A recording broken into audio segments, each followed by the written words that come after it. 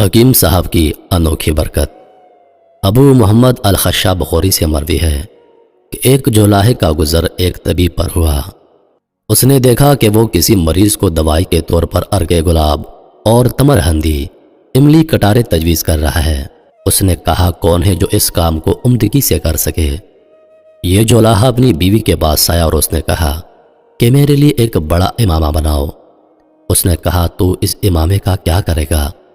اس نے کہا میں تو اب حکیم بنوں گا۔ اس کی بیوی نے کہا تو ایسا مت کر، لوگ تمہیں ماریں گے۔ جب لوگوں کو تو جان سے مارے گا تو لوگ تمہیں ماریں گے۔ اس نے کہا یہ میرا آخری فیصلہ ہے۔ آخرکار بڑا پگڑا باندھ کر مطلب شروع کر دیا گیا۔ پہلے دن جا کر بیٹھا اور لوگوں کے لیے دوائیں تجویز کرنا شروع کر دیں اور کافی روپے کمائے۔ کئی دن ایسا کرتا رہا، پھر آ کر بیوی سے کہا کہ میں روزانہ ایک جیسی گولی بنا لیتا ہوں اور ہر بیمار کو وہی دیتا ہوں، دیکھ کتنا پیسہ کما چکا ہوں۔ اس کی بیوی نے کہا یہ کام چھوڑ دیں۔ اس جولاہے نے کہا ایسا نہیں ہو سکتا۔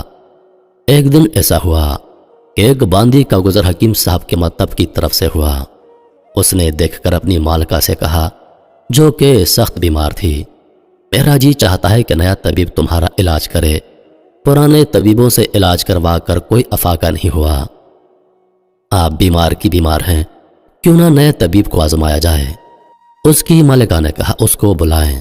چنانچہ یہ حکیم تشریف لائے اور حال یہ تھا کہ اس بیمار کا مرض تو ختم ہو چکا تھا، صرف کمزوری باقی تھی، مگر دوسرے حکیم یہ سمجھ نہیں سکے۔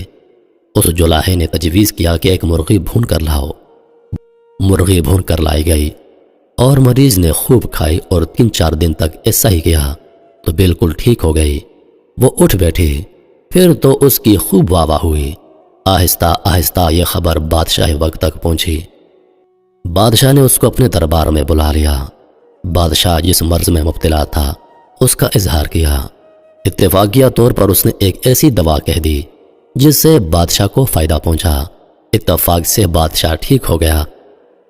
اس کے بعد بادشاہ کے پاس ایسے لوگوں کی ایک جماعت آئی جو اس جولاہے کو جانتی تھی۔ انہوں نے کہا بادشاہ سلامت، یہ شخص ایک جولاہا ہے، یہ کچھ نہیں جانتا۔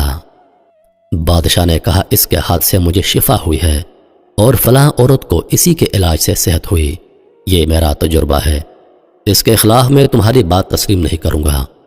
انہوں نے کہا بادشاہ سلامت، ہم تجربہ کروانے کے لیے اس کے سامنے مسائل رکھتے ہیں، اگر اس نے ہمارے سوالوں کے جوابات دے دیے تو ٹھیک ہے، اگر نہ دیے تو اس کو آپ سزا دیجئے۔ بادشاہ نے کہا ایسا کر لو۔ انہوں نے کچھ سوالات تجویز کرائے۔ اس کے لیے اس جولاہے نے کہا اگر میں ان مسائل کے جوابات تمہارے سامنے بیان کر دوں تو تم جواب نہیں سمجھ سکو گے، کیونکہ جوابات کو وہی سمجھ سکتا ہے جو کہ ایک طبیب ہو، لیکن اگر تمہیں تجربہ ہی کرنا ہے تو اس طرح کر لو، کیا تمہارے ہاں کوئی بڑا شفا خانہ ہے؟ لوگوں نے جواب دیا کہ ہاں بالکل ہے۔ پھر اس نے کہا کیا اس میں ایسے بیمار ہوں گے جو ایک مدت سے پڑے ہوئے ہیں، جو بالکل ٹھیک نہیں ہو رہے؟ لوگوں نے کہا کہ ہاں بالکل ہیں۔ اس نے کہا بس میں ان کا علاج کرتا ہوں، تم دیکھتے رہ جاؤ گے کہ سب کے سب چند دن میں عافیت کے ساتھ اٹھ کھڑے ہوں گے۔ اس علاج کے بعد کیا میری قابلیت کے اظہار کے لیے کوئی دلیل اس سے بڑی ہوگی؟ لوگوں نے جواب دیا نہیں، اگر آپ نے ایسا کر دیا تو ہم آپ کو طبیب مانیں گے، اس کے بعد ہم آپ کی کوئی مخالفت نہیں کریں گے۔ چنانچہ سب شفا خانہ کے دروازے پر پہنچے۔ اس نے لوگوں سے کہا تم سب یہاں پر بیٹھو، میرے ساتھ اندر کوئی نہ آئے۔ اس کے ساتھ صرف ایک شفا خانہ کا افسر تھا، وہ اندر داخل ہو گئے۔ اس جولاہے نے اس افسر سے کہا جو کچھ میں عمل کروں گا تو نے کسی کے سامنے کچھ نہیں کہنا، اگر تو نے کسی کے سامنے اس کا اظہار کیا تو میں تجھے پھانسی دلاؤں گا، کیونکہ بادشاہ میری ہر بات سنتا ہے، اور اگر تو خاموش رہا تو میں تجھے مالا مال کر دوں گا۔ اس افسر نے کہا کہ بالکل میں خاموش رہوں گا۔ اس نے افسر سے حلف لیا۔ پھر اس نے پوچھا تیرے پاس شفا خانہ میں تیل موجود ہے؟ اس نے کہا کہ ہاں بالکل ہے۔ کہا کہ جاؤ اور تیل لے کر آؤ۔ وہ بہت سا تیل لے کر آیا۔ اس جولاہے نے تمام تیل ایک بڑی دیگ میں ڈالا اور اس کے نیچے آگ جلائی۔ جب تیل خوب جوش مارنے لگا تو مریضوں کی جماعت کو آواز دی۔ اس میں سے ایک مریض سے کہا، تیری بیماری صرف اس سے دوا ہو سکتی ہے کہ تو اس دیگ میں بیٹھ جائے۔ مریض اللہ کو یاد کرنے لگا اور کہنے لگا، اے اللہ تو ہی مددگار ہے۔ حکیم نے کہا، تجھے یہ تو کرنا ہوگا۔ اس مریض نے کہا، حکیم صاحب مجھے تو شفا ہو چکی تھی، بس معمولی سا سر میں درد تھا۔ حکیم جی نے کہا، پھر تو یہاں کیا کر رہا ہے؟ جب اچھا ہو گیا ہے تو تجھے جانا چاہیے۔ اس مریض نے کہا، بس یوں ہی کوئی خاص وجہ نہیں تھی۔ حکیم نے کہا، تو چلا جا اور لوگوں سے کہتا جانا کہ میں تندرست ہو گیا ہوں۔ وہ یہاں سے نکل کر بھاگا اور لوگوں سے کہتا گیا، میں شفا یاب ہو گیا ہوں۔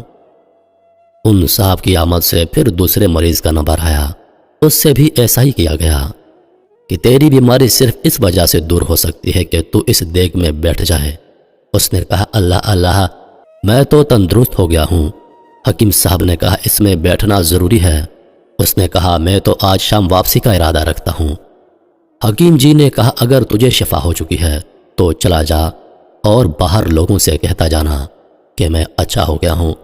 اب یہ بھی نکل کر بھاگا اور لوگوں سے کہتا گیا، حکیم صاحب کی برکت سے مجھے صحت ہو چکی ہے۔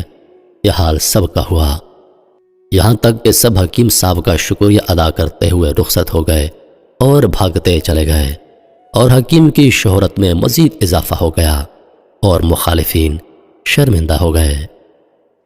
یوں ایک نااہل شخص اس شہر کا سب سے بڑا حکیم بن گیا۔